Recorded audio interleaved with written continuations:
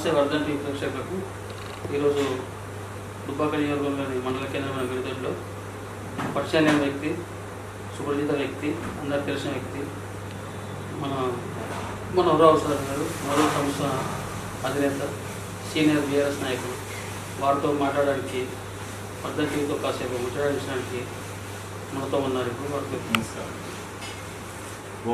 గత అసెంబ్లీ ఎలక్షన్లో అప్పటికి ఇప్పటికి మీ ప్రయాణం అట్లే కొనసాగుతూ ఉంది. ఇంకా అప్పుడు చాలా కష్టపడి మన ఎలక్షన్లో కొత్తలూరు రెడ్డి గారు కష్టపడి ఎంతోమందిని యూత్ని చేసి చాలా లేకుండా మీరు గెలిపించారు. అది మీతోనే సాధ్యమైన అప్పుడు నా బాధ్యతగా బీఆర్ఎస్ పార్టీలో ఉన్న ఒక కార్యకర్తగా అప్పుడు మన ప్రభాకర్ రెడ్డి గారు ఇన్సిడెంట్ అయ్యి హాస్పిటల్లో ఉన్నా కానీ నా బాధ్యతగా నేను నా బాధ్యతను నిర్వర్తిస్తూ అందరినీ కోఆర్డినేట్ చేసి నా వంతు కృషి చేయడం జరిగింది. దాంట్లో ప్రజలు కూడా కేసీఆర్ గారు చేసిన మంచి కార్యక్రమాలు, ఇక్కడ మన హరీష్ రావు గారే కానీ, కొత్త ప్రభాకర్ రెడ్డి గారి ఎంపీగానే కానీ వాళ్ళందరూ చేసిన కార్యక్రమాలు కూడా తోడై మంచి మెజారిటీ సాధించడం జరిగింది. ఆ రోజు మనం మాట్లాడుకున్నప్పుడు కూడా అనుకున్నాం, కేసీఆర్ గారు ఒక విజన్తో వెళ్తున్నారు, అంటే ఒక ప్రణాళికబద్ధంగా వెళ్తున్నారు. గత 5 సంవత్సరాల్లో ఒక రకంగా సంక్షేమం మీద ఫోకస్ చేసి మళ్ళీ తర్వాత 5 సంవత్సరాల్లో లాంగ్ టర్మ్ డెవలప్మెంట్ మీద ఫోకస్ చేసే ప్లాన్తో ఉన్నారని అనుకున్నాం మనము. అది ఇక్కడ ప్రజలకు కూడా లబ్ధి జరిగింది కాబట్టి వాళ్ళందరూ కూడా మంచి ఓటేసి మంచి మెజారిటీతో గెలిపించడం జరిగింది. మీరు అనుకున్న లక్ష్యం నెరవేర్చేస్తారు. అప్పుడు ఖచ్చితంగా ఇక్కడ గెలుపు అన్నది సాధ్యమైనది తెలుసు. అక్కడ 2 రకాలు. ఒకటి, ఇక్కడ కార్యకర్తలలో ఉన్న పట్టుదల. మన దుబ్బాక నియోజకవర్గంలో బీఆర్ఎస్ కార్యకర్తలంతా ఎలక్షన్ వచ్చినప్పుడు అంతకుముందు ఏమీ అభిప్రాయ భేదాలు అన్నా కానీ ఎలక్షన్ వచ్చిందంటే మాత్రం అంత ఏకమై ఖచ్చితంగా ఎదుటి పార్టీలని చిత్తుగా ఓడించాలనే ఒక విధమైన పట్టుదలతో పనిచేస్తారు. కాబట్టి ఆ పట్టుదలతో పనిచేసే దానిలో నేను కూడా భాగస్వామ్యం అయిపోయి మొత్తంలో మంచి మెజార్టీ సాధించినాం. మనం 53,000 చిల్లర మెజార్టీ సాధించినాము. పోలైన ఓట్లలో 56% మనము మెజార్టీ మన పార్టీకి, బీఆర్ఎస్ పార్టీకి ఓట్లను సాధించగలిగినాం. మిగతా 44%లోనే అన్ని పార్టీలు, బీజేపీ కానీ, కాంగ్రెస్ కానీ, మిగతా అన్ని పార్టీలు దానిలో నడుస్తున్నాయి. ఒక ఎమ్మెల్యేగా ఉన్నా కానీ 40,000 సాధించగలిగినారు. కాంగ్రెస్ ప్రభుత్వం అయితే డిపాజిట్ రాలేదు. సో 44%లో అందరూ షేర్ చేసుకుంటే 56% మనము సాధించగలిగినాము. అవన్నిటికీ కేసీఆర్ పథకాలు ఇవన్నీ కూడా బాగా పనిచేస్తాయి. దానివల్ల ఈ దుబ్బాక మళ్ళీ సార్ మీకు బాధ్యత అట్లనే ఎప్పుడైనా కానీ బీఆర్ఎస్ పార్టీలో పని చేసినాం కాబట్టి గుర్తింపు ఉంటుంది. బాధ్యత అనే కాకుండా నేను బాధ్యత అని ఎప్పుడు అనుకోను.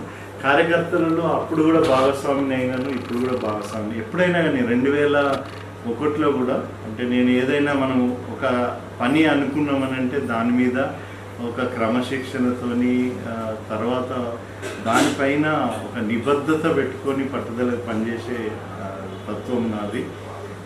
నేను 2001-2లో కూడా నేను బీఆర్ఎస్ పార్టీలో చేరినప్పుడు ప్రతి గ్రామంలో గద్దెలు, జెండాలు వేస్తూ ప్రచారంలో కూడా తిరిగినాను. ఆ తర్వాత 2008లో రాజశేఖర రెడ్డి గారు పిలిచినప్పుడు నేను కంటెస్ట్ చేసిన అని ఇన్ఛార్జిగా ఉండి కాంగ్రెస్ పార్టీని మళ్ళీ అధికారంలోకి తీసుకురాగలుగుతాను. అట్లా ఏ పనైనా నాకు అనుకున్న దాన్ని ఒక క్రమబద్ధతతో చేయడం అనేది నాకు ఇంట్రెస్ట్. ఎమ్మెల్సీ అభ్యర్థి మళ్ళీ సడన్గా ఎంపీగా రావడం అనేది కారణం ఏంటి సార్? ఎంపీ అభ్యర్థి ఎమ్మెల్సీ నుంచి డైరెక్ట్ ఎంపీగా వచ్చిండు వెంకటరామరెడ్డి గారు. ఓకే. రావడానికి కారణం ఏంటంటే అభ్యర్థులు లేకనా, లేకపోతే ఎందుకు? అభ్యర్థులు లేకనేది ఏం కాదు. బీఆర్ఎస్ పార్టీలో పోటీ చేయాలనుకునే వాళ్ళు చాలామంది ఉన్నారు. అయితే ఇక్కడ వెంకటరామరెడ్డి గారిని తీసుకోవడానికి ఆయన ఎమ్మెల్సీ ఉన్నది, ఎమ్మెల్సీగా కొంత బాధ్యత చేసినాడు. కానీ కేసీఆర్ గారు ఇక్కడ కొన్ని ఫ్యాక్టర్స్ని ఆలోచించి నిర్ణయం తీసుకోవడం జరిగింది. నెంబర్ 1, మన పార్టీ ప్రజల తీర్పును అందరం ఎవరైనా శిరసా వహించాల్సిందే.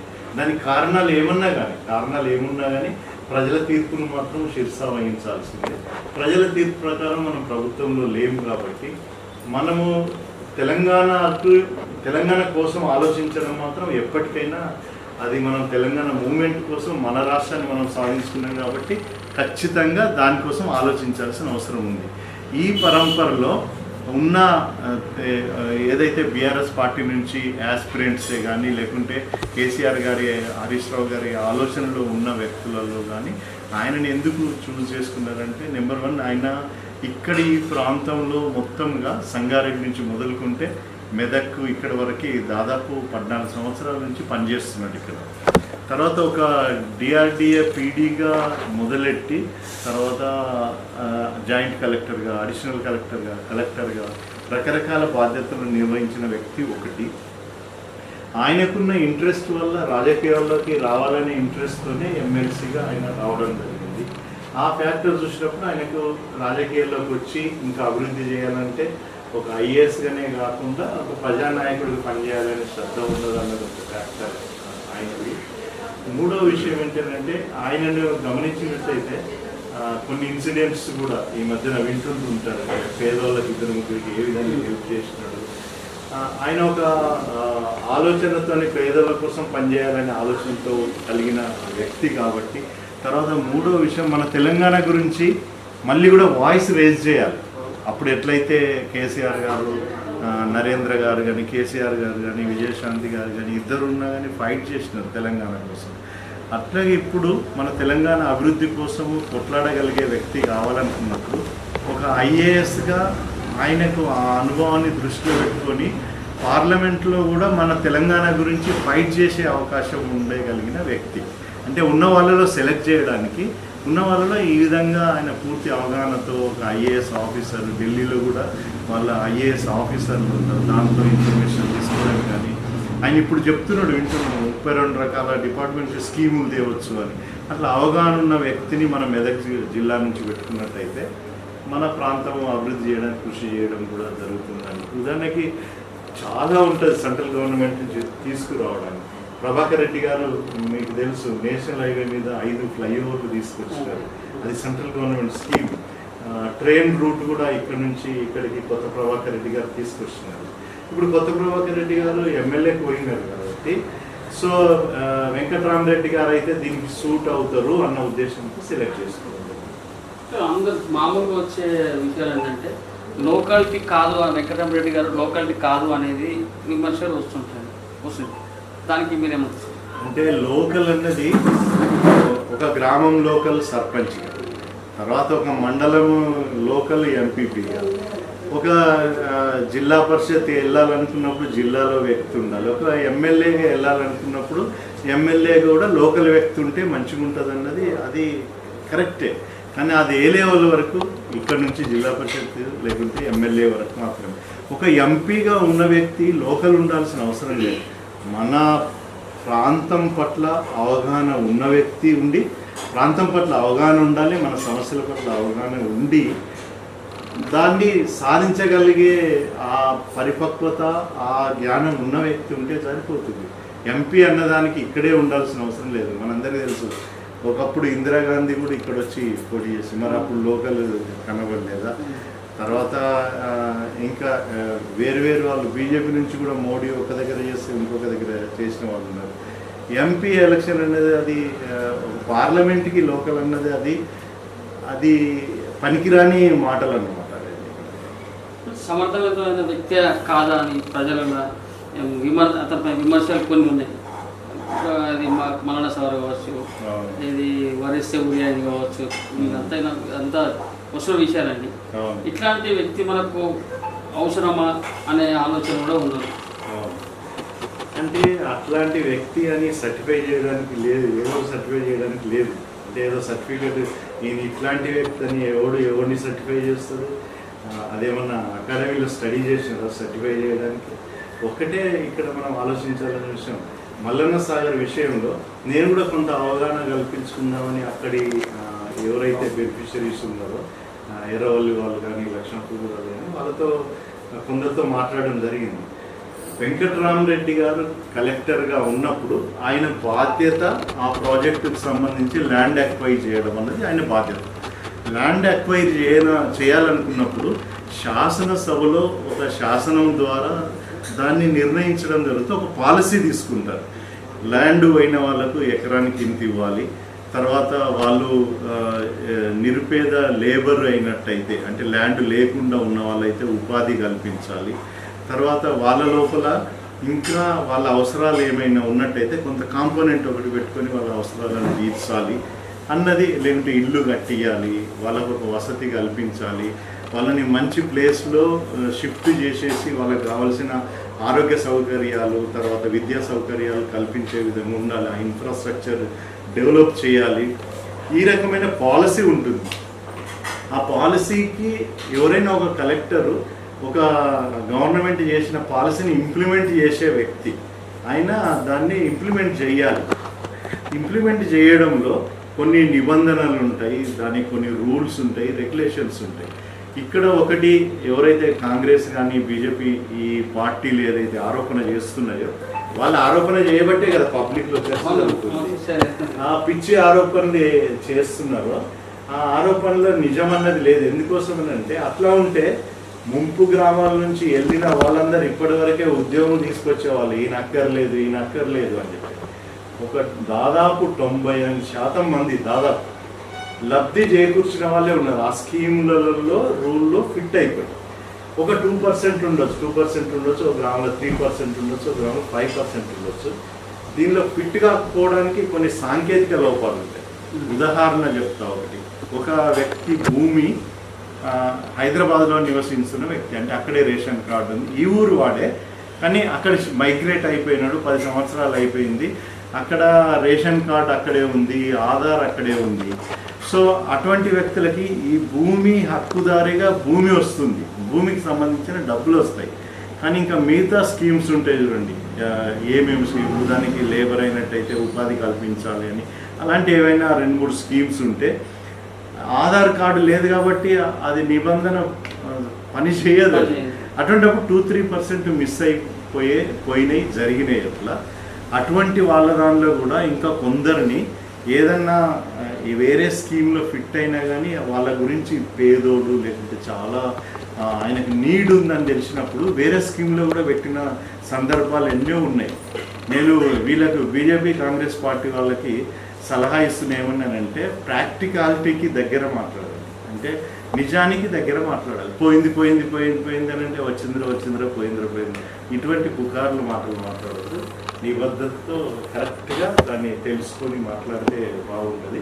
ఆయన నిబంధనలకు విరుద్ధంగా చేయలేదు, నిబంధనలకు లోబడి ఉన్న వాళ్ళకి అన్యాయం చేయలేదు. ఎవరినైనా ఒకరిని చూపించమనండి, కారణాలు తెలుసుకొని మాట్లాడితే ఓకే, ఫలానా ఆయనకి ఎలిజిబిలిటీ ఉండే కానీ ఎందుకు ఇవ్వలేదు అన్నది మాట్లాడితే అప్పుడు అటువంటి నిజమైన. ఇప్పుడు ఎట్లా సార్, ఇప్పుడు ఈ ఎంపీ ఏ నియోజకవర్గంలో ఎలా స్వీకరిస్తున్నారు, స్వాగతిస్తున్నారు, ఏమో ప్రజలు ఏమేమి మాడుతున్నారు? అంటే మాకు ఆలోచన మొదటికి అయితే మొట్టమొదట్లో కాంగ్రెస్ పార్టీ 6 గ్యారంటీలు ఏదైతే చెప్పిందో ప్రభుత్వంలోకి రావడానికి ఒక రకంగా మభ్యపెట్టింది అనుకోవచ్చు. నేను గంటాపదంగా మభ్యపెట్టిందని ఎందుకంటానంటే ఉదాహరణే డిసెంబర్ 9 నాడు సంతకాలు చేసేస్తే ఆ స్కీము ఈ స్కీమ్ అని రైతు బంధు 15,000 ఇస్తా అన్నాడు. ఆ రైతు బంధు కూడా కొందరికే 3-4 ఎకరాల వరకే ఇచ్చినాడు. తర్వాత కళ్యాణ లక్ష్మి 1,00,000తో పాటు తులం బంగారం ఇస్తా ఉన్నాడు, ఇప్పటివరకు ఎవరికైనా ఇచ్చినాడా? ఇవ్వలేదు. పెన్షన్ పెంచుతా అని చెప్పినాడు 4,000 అనుకుంటాను, కానీ ఆ 2,500 ఇవ్వడానికే ఇప్పుడు ఈ మధ్యన జనవరి నెలలో 1 నెల ఎగ్గొట్టేసినారు. సో ఇటువంటి మొదట్లో 6 గ్యారంటీలు చేయలేని పనులు చెప్పడం వల్ల ప్రజల లోపల నమ్మకం కోల్పోయింది కాంగ్రెస్ పార్టీ. రెండో విషయం ఏంటంటే మేనేజ్ చేయలేకపోతున్నాం. ఇప్పుడు ప్రభుత్వాన్ని నడపాలంటే అంత ఆషామాషి పని కాదు. నేను కాంగ్రెస్ పార్టీకి సీనియారిటీ లేదని అనను, కాంగ్రెస్ పార్టీ కూడా చాలా చోట్ల పరిపాలించింది.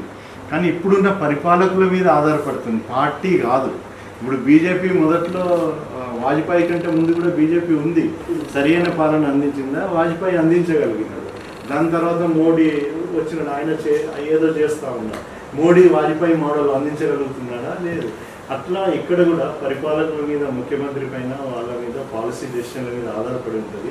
ప్రజల లోపల మాత్రం ఫెయిల్ అయిపోయింది కాంగ్రెస్ పార్టీ. కరెంటు మేనేజ్ చేయలేకపోతున్నారు, నీళ్లు ఇవ్వలేకపోతున్నారు. మనందరికీ తెలుసు 4 సంవత్సరాల నుంచి ఎప్పుడు వరి పంట ఎండాకాలం వచ్చి వాటర్ ప్రాబ్లం ఉన్నా కానీ కుడలి వాళ్ళ నీరు రాగానే అన్ని పంటలు వండేది.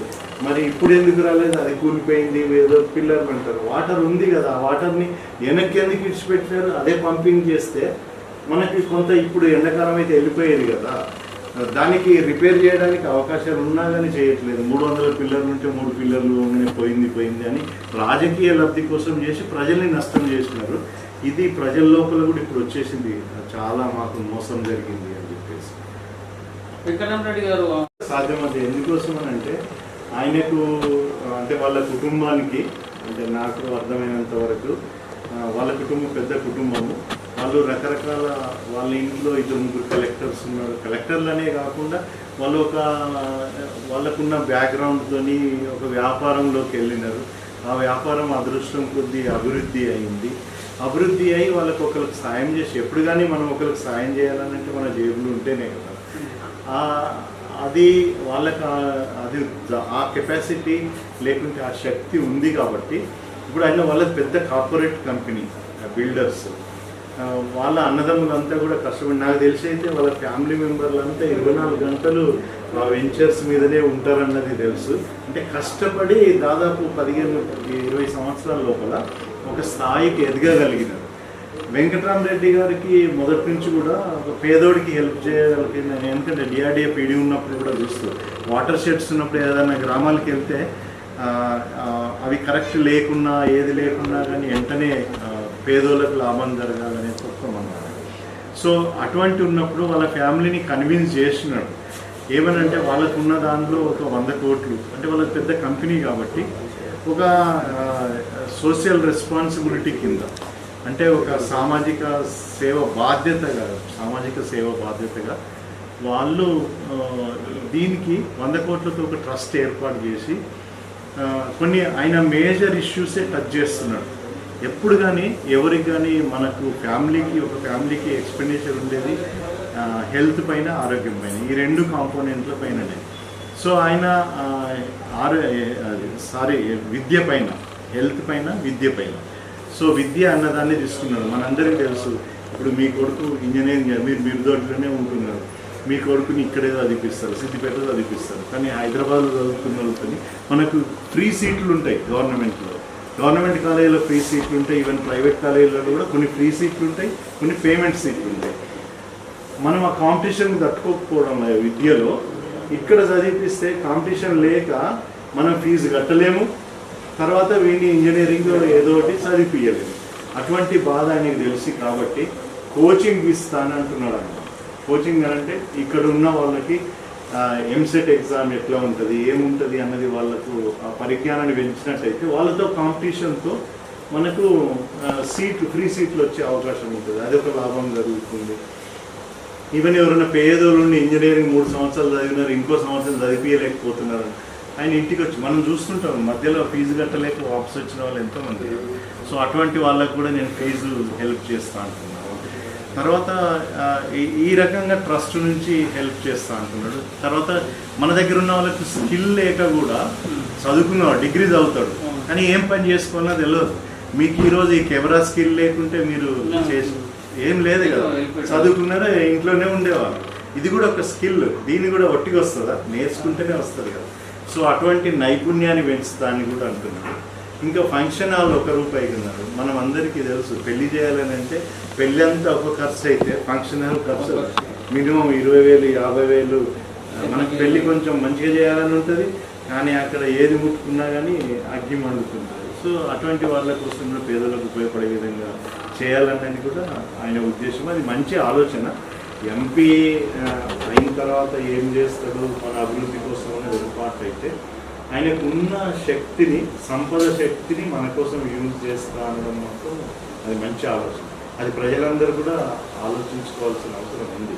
ఇప్పుడు ఉదాహరణకి అంటే నా ఎక్స్పీరియన్స్ చెప్తాను. అంటే ఇప్పుడు అంతా చేసేసిన అయిపోయింది, కానీ మేము మహిళా గ్రూపులు ఏర్పాటు చేసినప్పుడు చాలామందికి ఈ మధ్యన మేము లాస్ట్ టైం మహిళా మీటింగ్స్ పెడుతున్నాం కదా. మహిళా మీటింగ్స్ చేసినప్పుడు ఇక్కడే పద్మనాభపల్లి అనుకుంటా ఒక ఆమె వచ్చింది లంచ్ టైంలో. ఆమె వచ్చేసి ఏడుస్తుంది అనమాట నన్ను చూసి. అరే ఎందుకమ్మా ఎందుకు ఏడుస్తున్నావు అని అంటే ఆమెనే 30-35 సంవత్సరాలు అట్లా ఉంటుంది. ఏమైందమ్మా అని అంటే మహిళా గ్రూప్లో మా అమ్మ మెంబర్ ఉండే సార్. అప్పుడు ఆమె ఒకతే బిడ్డ, ఎవ్వరు లేరు, వాళ్ళకి ఏం ఆస్తి లేదన్నమాట. నాకు పెళ్లి చేయాలని అంటే ఆ రోజు పుస్తక డబ్బులు కూడా లేకుండే, బియ్యం కూడా మా దగ్గర లేకుండా ఉంటే ఏమైనా అయిందని నేను మీ ఇంటికి వచ్చిన రామాయంపేటకి వస్తే, మీ అమ్మ మీరున్నారు, మేము ఇట్లా పెళ్లి చేయాలనంటే వారంలో పెళ్ళి ఉంది, కనీసం మా దగ్గర ఏమీ లేదు, పిల్లగాడు చేసుకుంటా అంటున్నాడు కానీ మినిమం అయితే మేము చేయాలి కదా అంటే ఆ రోజు మీరు 4,000 ఇచ్చినారు మాకు. ఆ 4,000తో నాకు పెళ్ళి అయిపోయింది. మేము వచ్చేటప్పుడు అనుకున్నారట వాళ్ళు ఇటు వచ్చేటప్పుడు, సార్ ఏమన్నా ఇచ్చినా అంటే ఇయ్యకుంటే ఇంటికి వచ్చి ఊరేసుకుందామని అనుకున్నారు. ఆత్మహత్య చేసుకుందాం, ఎందుకంటే ఎవరు సాయం చేయి ఏదీ లేదన్న. ఆ రోజు మీరు ఇచ్చిన 4,000తోని బియ్యము అవి కొనుక్కొచ్చి తర్వాత పుస్తలకు బంగారం కొనుక్కొని, అప్పుడు చాలా చీప్ కదా, కొన్ని సంవత్సరాల కింద అంటే అట్లా మేము ఈరోజు నేను మళ్ళీ నాకు అప్పుడు కొంచెం చదువుకుంది, మన చైల్డ్ లేబర్ బడిలోనే చదువుకుంది అనమాట. ఆమె విఓను ఏదో అయిందన్నమాట. అంటే మీరు ఇచ్చిన అంటే ఆ రోజు 4,000 నా దగ్గర ఉన్నాయి కాబట్టి నేను ఇచ్చిన, అట్లా లబ్ధి జరిగింది. అట్లా ఈయన కూడా చేస్తా అంటున్నాడు. మనందరం అర్థం చేసుకుందాం, ప్రజలు లబ్ధి పొందుదాం. వెంకటరామరెడ్డి గారు ఎలాంటి పనులు చేస్తారు, ఎలా చేస్తారు అనేది పూర్తిగా అంటే వాళ్ళ ప్రజలకు ఆలోచన అనేది అవడం లేదు. కరెక్ట్గా వాళ్ళకు ఎక్స్ప్లెయిన్ చేసే వ్యక్తి ఈయనకన్నా, లేకపోతే ఎందుకన్నది వెనకంగా కొద్దిగా ఉంది. అంటే దానిలో కొంచెము అందరి తోడ్పాటు కావాలి. ఉదాహరణకి నా ఆలోచన నేను కొంచెం అర్థం చేసుకున్నాను, నలుగురికి చెప్పాలి. ముఖ్యంగా మీడియా సోదరులు, ఇది ఒక సోషల్ కాదు. ఆయన పార్టీ నుంచి పోటీ చేస్తున్నాడు, ఆమె ఏమన్నా కానీ మన దగ్గరికి ఒక ట్రస్ట్ ఫామ్ చేసి మన ఏరియాకి హెల్ప్ చేస్తా అంటున్నాడు. కాబట్టి దీనిలో ఈ ఏరియాలో ఉన్న మీడియా సోదరులు కూడా, మీడియాది చాలా యూట్యూబే కానీ పేపరే కానీ ఒక మంచి కాజ్ కోసం. నాకు బాగా గుర్తు, మేము నవజ్యోతి సంస్థ చేస్తున్నప్పుడు కార్యక్రమాలన్నింటినీ కూడా ప్రజల్లోకి తీసుకుపోయేవాళ్ళు మీడియా సోదరులు. పేపర్లో కానీ అంటే ప్రజలకు అవగాహన కల్పించడం. మేము బాల కార్మికుల పాఠశాల పెట్టినప్పుడు పేపర్లో చేయడం వల్లనే తెలుసుకొని బడిలో జాయిన్ అయినాను. అట్లా నేను మీరందరూ కూడా అంటే న్యాయతలం భాగస్వామ్యంతో మీరందరూ కూడా భాగస్వామ్యం రావాలి. ఆయన ట్రస్ట్ ఆలోచన మాత్రం ఇంకా ప్రజల్లోకి అర్థం కావాల్సిన అవసరం ఉంది. అది చూడగానే ఏమైందంటే 100 కోట్లు అన్నదే కనబడుతుంది, కానీ దాని కార్యక్రమం ఏం చేస్తున్నాడు అన్నదాన్ని ప్రజల్లోకి మాత్రం ఖచ్చితంగా లబ్ధి జరుగుతుంది. 10 లక్షల రూపాయల ప్రమాద బీమా కూడా దానిలో చేస్తా అంటున్నాడు. 4 కార్యక్రమాలు తీసుకున్నాడు అన్నమాట. దానిలో ఆరోగ్య ఇప్పుడు మనం ఎన్ని చూస్తలేము. మొన్ననే ఒక ఆయన రామేశ్వరంపల్లిలో లేకుంటే ఏదో పొడవెళ్ళి ఆయన అక్కడ ఇటువంటి చాలా చూస్తున్నాం కదా. అటువంటి వాటికి ఉపయోగపడే విధంగా కార్యక్రమాలు చేస్తున్నాం. కాబట్టి నేను ఈ సందర్భంగా మీడియా సోదరులని, తర్వాత ముఖ్యంగా యువత, చదువుకున్న యువత అర్థం చేసుకొని ప్రజల్లోకి తీసుకెళ్ళినట్టయితే మనందరం కూడా లబ్ధి పొందే అవకాశం ఉంటుంది. ఇప్పుడు ఆ రోజు నేను ఉదాహరణ చెప్తున్నా కదా, ఒక్క కాసరాబాద్లో, తర్వాత గుడికన్నులో, లక్ష్మీనగరంలో, అరకుల్లో మహిళా సంఘం మొదలు ఏర్పాటు చేస్తే అది మీ మీడియా వాళ్ళ పబ్లిసిటీ చేసేది మాత్రం మీడియా వాళ్ళు, మన మీడియా వాళ్ళు చెప్పింది నమ్ముతారు. సో స్ప్రెడ్ చేయడం వల్ల ఆ రోజు 85 గ్రామాలలో 17,600 మందికి లబ్ధి జరిగింది. అట్లా ఇప్పుడు కూడా కొన్ని లక్షల మందికి హెల్ప్ జరిగే అవకాశం ఉంటుంది. ఈ సందర్భంగా కోరుతున్నాను అనమాట, ముఖ్యంగా చదువుకున్న యువతనే కానీ మీడియా సోదరులే కానీ దీన్ని బలంగా ప్రజల్లోకి, అపార్ట్ ఫ్రమ్ రాజకీయం కోసం కాదు, ఇది ఒక ట్రస్ట్ సంస్థ పెడతా అంటున్నారు. దాన్ని ప్రజల్లోకి తీసుకుపోవాలి. ముఖ్య నాయకులతో వెళ్తున్నారు, వెళ్ళినప్పుడు ప్రచారం వెళ్ళినప్పుడు ప్రజల నుంచి ఎలాంటి రెస్పాండ్ వస్తుంది సార్? ప్రజల నుంచి ఉదాహరణ నిన్నటి దుబ్బాక మీటింగే చెప్తారు. నిన్న రోడ్డు భూమిపల్లి తర్వాత దుబ్బాకలో అయింది. ఆ రోజు ముగ్గురు మాట్లాడినారు, ప్రభాకర్ రెడ్డి గారు, తర్వాత వెంకటరామరెడ్డి గారు, హరీష్ గారు. వీళ్ళు ముగ్గురు కూడా గత ప్రభుత్వం ఏం చేసింది, ఇప్పుడున్న సమస్యలు ఏంటి, వెంకటరామరెడ్డి గారు తను ఏం చేయదలుచుకున్న దాని మీద అని చెప్పినప్పుడు పబ్లిక్లో తెలిసిపోద్ది మనకి వాళ్ళ లోపల ఏ రకమైన హ్యాపీనెస్. చిన్న ఉదాహరణ, కాంగ్రెస్ రేవంత్ రెడ్డి గారు ఒక ముఖ్యమంత్రిని పట్టుకొని నేను పేగులు మండలేస్తా, లాలు కూడా తీస్తా, ఇవన్నీ అనడం అన్నది కరెక్ట్ కాదు. అది ఎంతవరకు న్యాయం అన్నప్పుడు వాళ్ళ లోపల ఒక ఫీలింగ్ అనమాట, అరే మన ఏరియా వ్యక్తిని ఇట్లా అంటున్నాం. మళ్ళీ కార్యక్రమాలు చెప్పినప్పుడు ఉదాహరణకి దుబ్బాకలంతా బీడీ కార్మికులు, మొత్తం బీడీ కార్మికులకు ఇప్పుడు పాలసీ ఏమైతుంది, పెన్షన్ అన్నది అది వస్తుందా రాదా తెలియదు. తర్వాత ఇప్పుడు పిఎఫ్ చేసినారు, ఇప్పుడు సెంట్రల్ గవర్నమెంట్ బీజేపీ ప్రభుత్వము ఆ రకంగా వీళ్ళకి నష్టం చేసింది. 3600 పనిదినాలు ఏదో అయితేనే పిఎఫ్ అని. అరే 3600 పని చేయాలని ఏముంది, మధ్యలో ఏమన్నా అవుతుంది, లేకుంటే మానేస్తారు, ఇంకోటి దొరుకుతుంది. వాళ్ళు అనర్హులు అంటే ఎట్లా కలుస్తుంది, అన్యాయమే కదా. అట్లా తర్వాత ఈ ప్రతి మహిళకి 2500 ఇస్తా అని చెప్పి ప్రభుత్వం చెప్పింది, ఎగ్గొట్ చేసింది. అన్ని ఏదో ఉద్యోగ ఖాతాలకి ఆగస్టులు ఇస్తా అని వాళ్ళు చెప్పుడు. కేంద్ర ప్రభుత్వం బీజేపీ ప్రభుత్వం మనకి ఏమీ చేయలేదు. ప్రభాకర్ రెడ్డి గారు ఏదో పర్సనల్గా ఎంబడోడి ఇవి చేసినారు, కానీ ఏమీ కార్యక్రమాలు మనకు సెంట్రల్ గవర్నమెంట్ నుంచి వచ్చినాయి అన్నది ఎవరైనా చెప్తున్నారు, అసలు ఏం చెప్పలేకపోతున్నారు. అది మాదే ఇది మాదే, అందులో ఇష్టం ఇది ఇష్టం ఉంటుంది.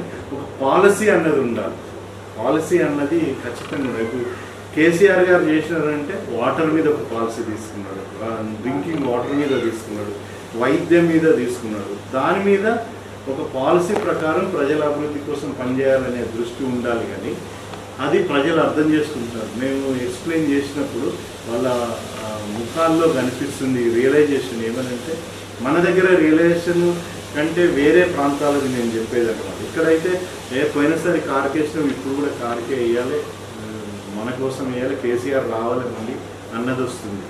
నేను స్వచ్ఛంద సంస్థల నెట్వర్క్గా వేరువేరు ప్రాంతాలు తెలంగాణ అంతా కూడా నాకు పరిచయాలు నెట్వర్క్ ఉంటాయి.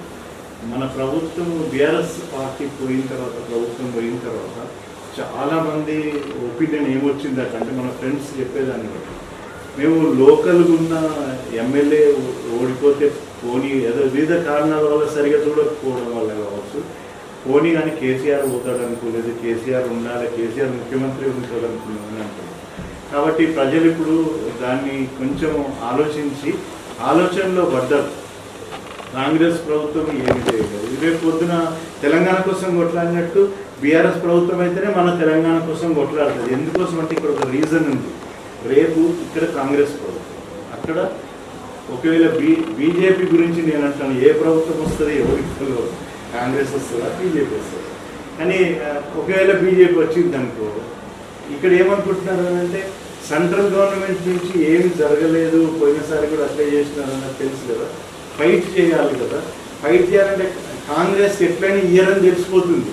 డెఫినెట్గా మనకన్నా కొన్ని స్కీములు ఇచ్చినారు, ఉదాహరణకి ఫ్లైఓవర్లో లేకపోతే అటువంటి స్కీమ్లో దేశం అంతా కూడా మన రాష్ట్రంలో ఇవ్వచ్చు. కానీ కాంగ్రెస్కి మాత్రం ఎట్టి పరిస్థితుల్లో బీజేపీ ప్రభుత్వం వస్తే ఒక్క రూపాయి ఇయ్యరు. అప్పుడు మన ప్రాబ్లం ఏం కావాలి, మన గురించి కొట్లాడేటోళ్ళు కాంగ్రెస్ ఏం కొట్లాడుతుంది, అదే బీఆర్ఎస్ పార్టీ వచ్చినట్టయితే మనకు ఉద్యమం తెలుసు, ఎట్లా కొట్లాడాలో తెలుసు, ఎట్లా సాధించాలో తెలుసు. కాబట్టి కేసీఆర్ దానికి వ్యూహం వేసి ఫైట్ చేసి తీసుకొని వస్తాం. కాబట్టి ప్రజలు ఇప్పుడు ఖచ్చితంగా మళ్ళీ బీఆర్ఎస్కి వేయాలన్న ఆలోచనలోకి వస్తున్నారు. దాదాపు రీచ్ అయింది, సర్వేలు చూసినా కానీ డిఫరెంట్. బీజేపీ ప్రభుత్వం కొద్ది రోజుల ముందు అందరూ సెకండ్ ప్లేస్లో, ఫస్ట్ ప్లేస్లో బీఆర్ఎస్ఏ ఉంది. బీజేపీ ముందంజలో వచ్చేసి అది వెనక్కి దిగిపోయింది, కాంగ్రెస్ ఇది వచ్చింది, ఇవన్నీ ఇట్లా ఆడుతున్నాయి. కాబట్టి ఇవి ఈ ఆటలోనే ఉంటే మన బీఆర్ఎస్ మాత్రం గ్యారెంటీ గెలుచుకుంది. మెదక్ ఎమ్మెల్యే రోహిత్ గారు, రోహిత్ గారు అక్కడ ఆయన ప్రభావం ఉంటుందేమో అంటే అక్కడ ఎమ్మెల్యేగా ఉండదని కాదు, కానీ అక్కడ ప్రజల నాడీ చూసినట్టయితే నాకున్న అండర్స్టాండ్ అనేది మొన్నటిసారి లోకల్ పాలిటిక్స్ వల్ల బీఆర్ఎస్కి నష్టం జరిగింది. అంటే లోకల్గా ఉన్న వివిధ రాజకీయ పరిస్థితులు. కానీ ఇప్పుడు వచ్చేసరికి కేసీఆర్ కనబడుతున్నాడు. కాబట్టి ఏదో మొన్నట్లాగా కాంగ్రెస్ ఎమ్మెల్యే ఉన్నా కానీ అంత ప్రభావం ఉంటుందని అనుకోవచ్చు. అక్కడ మెదక్ కావచ్చు, ఇంకా సిపిఐ వేరే కావచ్చు, దుబ్బాక వల్ల దుబ్బాకలో మళ్ళీ మరొక జరిగి ఈ నాయకులు అందకపోవడం, ఇది ఇక్కడ ఆ నాయకులు అన్న ఇక్కడ రావడం ఇవన్నీ జరుగుతున్నాయి కదా. ఈ విషయంలో ఏమనుకోవచ్చు? అది దాన్ని నేను కూడా అంటే ఇక్కడ పూర్తిగా ఇన్వాల్వ్ అయిన వ్యక్తిగా ఒక సింపుల్ ఉదాహరణ చెప్తాను. ప్రతి గ్రామంలో కూడా బూత్ కమిటీలు ఉంటాయి. బూత్ కమిటీల పైన సర్పంచులు ఉంటారు, ఎంపీటీసీలు ఉంటారు, లేకుంటే నాయకులు ఉంటారు, వీళ్ళందరూ ఉంటారు. యాక్చువల్గా బేస్ ఓటుని చేపించి ఇన్ఫ్లుయెన్స్ చేయగలిగేది ఒక సెక్టార్ అయితే, ఓటుని తీసుకురాగలిగేది బూత్ కమిటీ మెంబర్లు. అంటే ఓటర్ని బూత్ దాకా తెచ్చేది, తర్వాత వాళ్ళని కన్విన్స్ చేసేది, ఫైనల్గా కన్విన్స్ చేసేది, ఇవన్నీ బ్రాడ్గా నడుస్తాయి. కానీ బూత్ కమిటీ మెంబర్లే కీ రోల్ ప్లే చేస్తారు. ఎందుకంటే ఆ బూత్లో ఉన్న 10 మంది. సో మేము 100 ఓటర్లకు ఒక వ్యక్తి బాధ్యత వహిస్తున్నారు. సో ఒక దగ్గర 1000 ఓట్లు ఉన్నాయంటే 10 మంది ఉన్నారు. సో అది ఒకటి. మేము లాస్ట్ ఇలా అసెంబ్లీ ఎలక్షన్లలో కూడా నా దగ్గర ఉంది కదా లిస్ట్, మళ్ళీ ఇప్పుడు కూడా రీఫ్రెష్ చేస్తే ఓన్లీ ఎవరైనా నాయకులు ఉన్నోళ్ళే పోయినారు, లేదనంటే ఇంకా ఎవరైనా పై స్థాయిలో ఉన్న లేయర్లు ఉన్నోళ్ళు పోయినారు. కానీ బూత్ కమిటీలో ఉన్న సభ్యులు ఎవ్వరు కూడా మారలేదు. అంటే దాన్ని బట్టి మనకు ఏమర్థమవుతుంది, కింద కార్యకర్త నిలబడి ఉన్నాడు. నాయకులు వివిధ అవసరాల కోసం కొందరు సర్పంచెస్ పోయినారు, ఏదో బిల్లులు వస్తాయి కావచ్చు. అది విచిత్రం ఏంటంటే మన ప్రభాకర్ అన్నకి ఫోన్లు వస్తున్నాయి, ఎవరైతే పోయినారో ఇక్కడ అంత ఏటేటో ఉంది సార్, అంత ఏమో అనుకున్నాం, మళ్ళీ వస్తాం సార్ అని అంటున్నారు. అటువంటి ఒక రోజు 2-3 ఫోన్లు వస్తున్నాయి ప్రభాకర్ అన్నకి. ఎందుకంటే ఇక్కడ గుంపంతా ఇన్ని రోజులు కలిసి ఉండి అక్కడ పోతే ఆడ ఏమి వెనక బెంచ్లో కూర్చోవాలంటే కూర్చోలేకపోతున్నారు. మళ్ళీ ఇంకొకటి గమనించండి, కొందరు చిన్న నాయకులే పోయినారు కానీ కార్యకర్త మాత్రం ఎవరు కూడా మన దుబ్బాక నియోజకవర్గంలో చెక్కు జరగలేదు. ఆ బలం చాలు మనం బీఆర్ఎస్ పార్టీని గెలిపించుకోగలిగాం. వెంకటరామరెడ్డి దానికి మనం ఫ్రాంక్గా ఒప్పుకోవాల్సిందే. మనకిప్పుడు ప్రభుత్వం అన్నది లేనప్పుడు కొందరు ఆలోచన చేస్తారు ప్రభుత్వం సైపు, కానీ ఎంత చేసినా కానీ మామూలు జనం లేదు. కాబట్టి పోయినసారి ప్రభాకర్ అన్నకి 4 లక్షల మెజార్టీ వచ్చింది అనుకుంటా, కానీ మేము అట్లీస్ట్ 2 లక్షల మెజార్టీలో ఉన్నాం. 50% పోయినా సరే మన ప్రభుత్వం లేదు కాబట్టి 2 లక్షలు గ్యారంటీగా మెజార్టీ సాధిస్తామనే ధీమాతో టోటల్ బీఆర్ఎస్ కుటుంబం ధైర్యంగా ఉంది. వెంకటరామరెడ్డి వచ్చిన తర్వాత మన దుబ్బాకలో మన మిడిల్ మండలంలో డిగ్రీ కళాశాల సంగతి దాదాపు పోయినసారి కూడా మాట్లాడుతున్నాము. ఎమ్మెల్యే గారు ప్రభుత్వం పడిపోయింది. ప్రస్తుతం ఇప్పుడు ఆయన గెలిచిన తర్వాత ఈ డిగ్రీ కళాశాల పట్టించుకొని కొంచెం దాన్ని ఉపయోగం చేసి ప్రారంభిస్తారా, దాన్ని కొద్దిగా సాధిస్తాక మీరు తీసుకెళ్ళాలని? 100% తీసుకెళ్ళడం ఒకటి, మళ్ళీ ఇంకొకటి మన కట్టి వదిలేసి. అవును, అయితే దీనిలో ఒక విషయం ఉంది. అంటే నేను కూడా ప్రభాకర్ అన్న గారితో క్లోజ్గా వర్క్ చేసిన వ్యక్తి బట్టి నేను చెప్తున్నాను. ప్రభాకర్ అన్న గారితో మేమందరం కూడా కొంచెము మన మిత్రులందరూ బీఆర్ఎస్ పార్టీ మిత్రులందరూ కూడా ఆయనతో చర్చ చేసుకున్నప్పుడు, అంటే మొన్నటి వరకు అంటే ప్రభుత్వం పోయినది, ఆయన ఆరోగ్యం కూడా ఒక 2 నెలలు అంతా 4-5 నెలలు అయింది. 2 నెలల్లో 2-3 నెలలు పట్టింది క్యూర్ అవడానికి. దాంట్లో కొంచెం పరంపర పట్టింది. ఇంకా 4.5 సంవత్సరాలు ప్రయాణం ఉంది. అయితే ఒక ప్లాన్ ఉందన్నమాట. ఫస్ట్ రోడ్ మ్యాప్ చేసుకుంటాం.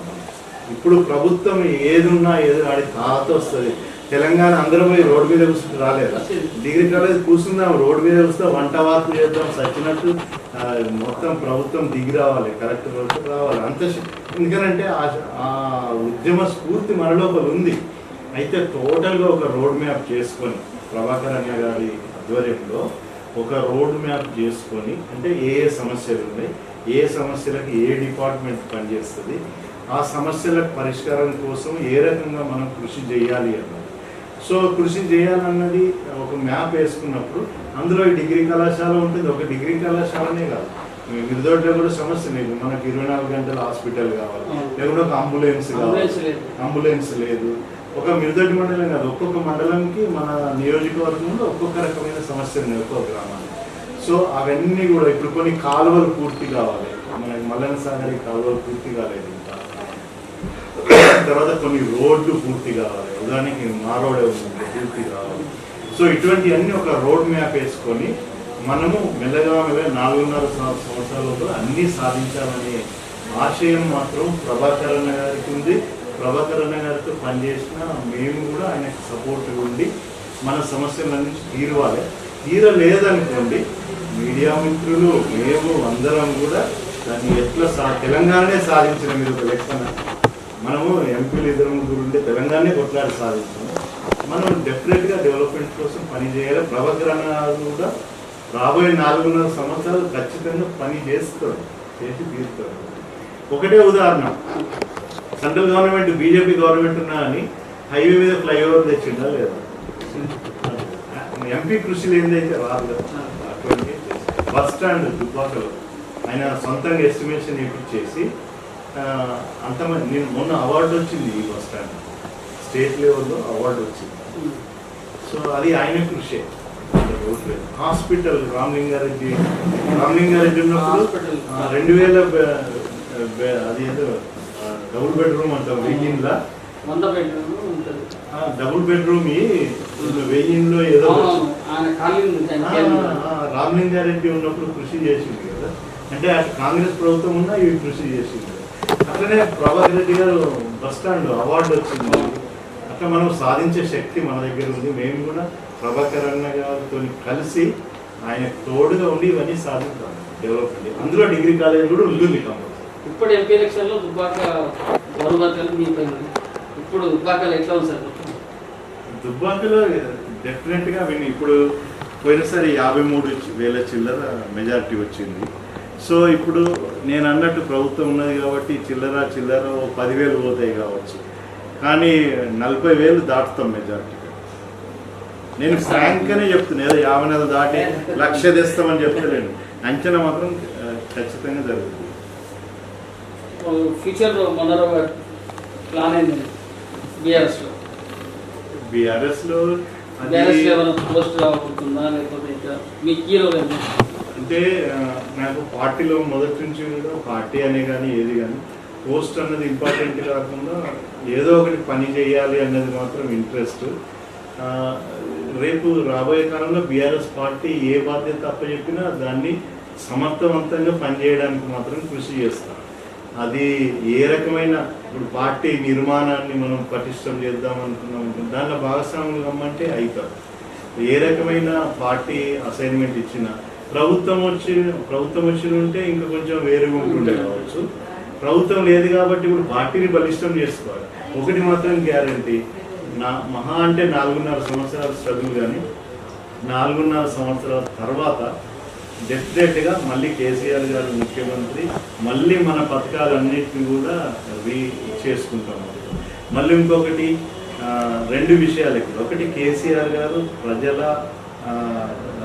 ప్రజల తీర్పుని శిరసావహిస్తున్నారు. రెండవ విషయము, గత 10 ఏళ్లలో తప్పులు ఒప్పులు ఏమి జరిగినాయి అన్నది అన్నీ ఆయన పరిశీలన చేసుకున్నారు. మనం ముందెళ్ళడానికి ఈ రెండింటికంటే కావాల్సింది ఏంటి? ఇప్పుడు ఆయన ఆ పరంపరలో ఉన్నారన్నమాట. అంటే ఎప్పుడైనా కానీ మనం ఏదో తెలియక డిఫరెంట్ రీజన్స్తో తప్పులు ఒప్పులు ఏవైనా జరగదు, అది కామన్. కాబట్టి ఈ రెండింటిని మనం గ్రహించినప్పుడు వచ్చేది మనదే రోజు ఉంటుంది, డెఫినెట్గా వచ్చేది. ఎందుకనంటే మనకు అన్నీ కనబడుతున్నాయి. బీజేపీ ఈ రాష్ట్రంలో లేవడం కష్టమైన పని. ఇప్పుడు కాంగ్రెస్ ప్రభుత్వం ఫెయిల్యూర్ బాటలోనే ఉంది, సక్సెస్ కాదు. మనం నష్టపోతాం ఈ 5 సంవత్సరాలు చాలా వరకు. సో వచ్చే కాలం మాత్రం డెఫినెట్గా మన ప్రభుత్వం వస్తుంది. ఆ పార్టీలో బాధ్యత అప్పచెప్పినా కానీ నేను నిర్వహించడానికి సిద్ధంగా ఉంది. చివరిగా మీరు ఇచ్చే ప్రజలకు సందేశం ఎక్కడ మన ఉమ్మడి ఎంపీ ప్రజలకు సందేశం? నేను ఇక్కడ ప్రజలందరికీ కూడా మీడియా సోదరుల ద్వారా నేను ఒకటి విజ్ఞప్తి చేస్తున్నాను. ఏమనంటే ఇక్కడ 2 విషయాలు మనకు మన ఏరియాకి లబ్ధి జరగడానికి వెంకట్రామరెడ్డి గారు కనుక ఎంపీగా గెలిచినట్టయితే 2 రకాల లబ్ధి జరగడానికి మనకు అవకాశం ఉంది. నెంబర్ 1, ఆయన ఒక IAS ఆఫీసరు, తర్వాత పూర్తి డెవలప్మెంట్ పట్ల కానీ ప్రజల పట్ల కానీ ప్రజా జీవనం పట్ల కానీ అవగాహన ఉన్న వ్యక్తి.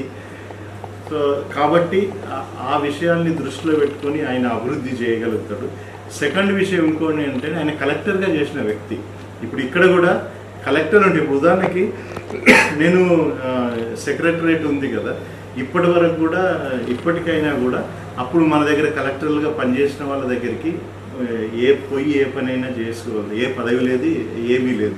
రీజన్ ఏంటంటే అప్పుడు ఉన్న ర్యాపో వల్ల అట్లా ఈయన ఒక కలెక్టర్గా అక్కడున్న వాళ్ళందరూ కలెక్టర్లే, వాళ్ళ బ్యాచ్లే అవన్నీ కూడా.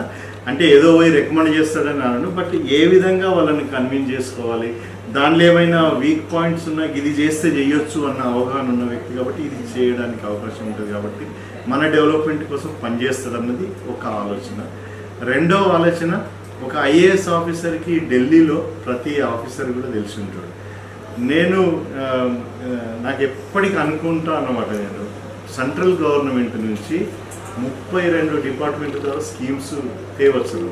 సో ఈయన ఐఏఎస్ టు ఐఏఎస్ ఎంతైనా కానీ సేమ్. ఇప్పుడు మీరే ఉన్నారనుకోండి, మీకు ఇంకో మీడియా కలిసిండారంటే నాతో సేపు కొద్దిసేపు ఆపి ఫస్ట్ మీరే మాట్లాడుతున్నారు, అది నేచురల్ అన్నమాట. కాబట్టి ఆయన సెంట్రల్ గవర్నమెంట్ నుంచి కూడా మనకు కొన్ని కార్యక్రమాలు తెచ్చే అవకాశం ఉంటుంది. ఇది ఒక పాయింట్, ఆయనను మనం ఎంపీగా ఎందుకు ఎన్నుకోవాలి అన్నది.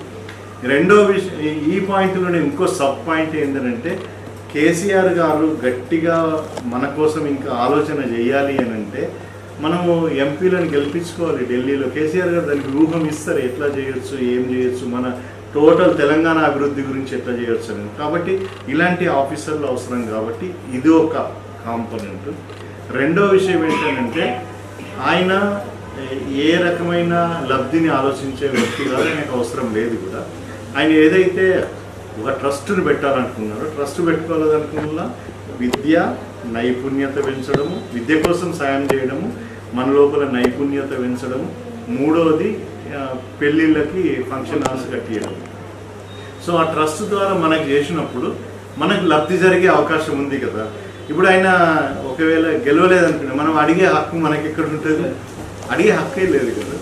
సో దానికి అది లబ్ధి జరిగే అవకాశం ఉంది. ఆయన చేస్తాడని ఎట్లా అనుకుంటాము అని అంటే, ఉదాహరణకి నాటువంటి ఈ ప్రగల్భాలు వలికిన అనుకో, నా దగ్గర డబ్బు లేదు, అంత శక్తి లేదు, కాబట్టి నేను వలికిన ఉపయోగం లేదు. మీరు గతంలో చూసి ఉంటారు, ఇప్పుడు కాంగ్రెస్ ప్రభుత్వ వాగ్దానమే చూడండి, లేకుంటే మన బీజేపీ ఎమ్మెల్యే వాగ్దానాలే చూడండి, చేయలేకపోయినారంటే అవి శక్తికి మించినాయి. కానీ ఈయనకు శక్తి ఉంది, ట్రస్ట్ పెట్టే శక్తి ఉంది, కాబట్టి మనం నమ్మొచ్చు, 100% మనం నమ్మొచ్చు. కాబట్టి ఆయన గెలిచినప్పుడు మనకి అవకాశాలు దొరుకుతాయి. కాన్స్టిట్యున్సీ మండలానికి ఒక ఫంక్షన్ హాల్ వస్తుంది. మన పిల్లలకే ఎడ్యుకేషన్లో 100 కోట్ల ట్రస్ట్ అంటే మహాజేజ్, అది తక్కువ ఏమి కాదన్నమాట. అంత డబ్బుతో మనం చాలా విద్యకు సంబంధించిన కార్యక్రమాలు చేయడానికి అవకాశం ఉంది. తర్వాత నేను కూడా, నాలాంటి వాళ్ళు కూడా, నాకు స్వచ్ఛంద సేవా సంస్థలో ఇట్లా చేస్తే బాగుంటుంది, ఇట్లా చేస్తే బాగుంటుంది అన్న అవగాహన ఉంది. కాబట్టి నేను అనుకుంటున్నా, ఎప్పుడైనా నాది ఏదన్నా చిన్న చిన్న సలహాలు ఇచ్చినా ఆయన పాటిస్తాడన్న నమ్మకం నాకుందన్నమాట. మన ఏరియానే ఉంది అంటే ఒక ట్రస్ట్ ఎట్లా పనిచేయాలి, లేకుంటే సంస్థ సాంఘిక సేవా కార్యక్రమాలు ఎట్లా చేయాలనేది అవగాహన ఉంది. కాబట్టి నేను ఇక్కడి నియోజకవర్గ ప్రజలందరికీ కూడా ఒక సామాజిక సేవా కార్యకర్తగా, నేను మీ పదవిని మాట్లాడతలేను, ఒక నవజ్యోతి సంస్థలో పనిచేసి ప్రజల కోసమే పనిచేసింది. నేను పనిచేసిన వ్యక్తిగా నేను అష్యూరెన్స్ ఇవ్వగలుగుతున్నా ఏమనంటే, ఆయనను నేను ఒప్పించగలుగుతా, ఆయన చేసే కార్యక్రమాలు మన ఏరియాలో రావడానికి కూడా ఒప్పించగలుగుతా. కాబట్టి మనందరం నమ్మకం ఉంచాలి, ఎందుకంటే ఆయనకి శక్తి ఉంది కాబట్టి మనం నమ్ముదాం. సో నమ్మకం ఉంచి మనం 2 పాయింట్లను దృష్టిలో పెట్టుకొని, ఒకటి ఆయన అనుభవజ్ఞుడు, చదువుకున్నవాడు, ఒక ఐఏఎస్ ఆఫీసర్ చేసినాడు కాబట్టి మన కోసం కొట్లాడుతాడు, మన అభివృద్ధికి పనిచేస్తాడు అన్నది ఒకటి. రెండవది, ఆయనకు ఒక ట్రస్ట్ను పెట్టే శక్తి ఉంది, దేవుడు ఆయనకు శక్తి ఇచ్చినాడు కాబట్టి ఈ రకంగా మనకు లబ్ధి జరుగుతుంది. కాబట్టి ప్రజలందరినీ నేను వేడుకుంటున్నా, అందరూ కూడా దీన్ని ఆలోచన చేసి ఈ 2 విషయాలను దృష్టిలో పెట్టుకొని, మన కేసీఆర్ గారిని దృష్టిలో పెట్టుకొని కారు గుర్తుకు ఓటేసి, ఇది కూడా మన ఈవీఎంలో 4వ గుర్తు వస్తుంది. 3 ఈవీఎంలు ఉంటాయి, ఈసారి 40 మంది ఉన్నారు కాబట్టి. సో మొదట్లో ఉన్నది, సపోజ్ ఇది ఈవీఎం అనుకుంటే ఇక్కడ ఒకటి ఉంటుంది, ఇక్కడ ఒకటి ఉంటుంది, ఇక్కడ ఒకటి ఉంటుంది. మనం ఇక్కడ చూసినప్పుడు ఈ మొదటి దిక్కు ఉన్నది అంటే ఎడమ చేతి దిక్కు ఉన్న దానిలో 4వ దాని మీద కారు గుర్తుకి ఓటేసి అందరు కూడా దీనికి సహకరించాలని కోరుతున్నాను. మళ్ళీ ముఖ్యంగా మీడియా సోదరులు, ఎప్పుడు కానీ మీడియా సోదరులు ముఖ్యమైన పాత్ర ఉంటుంది.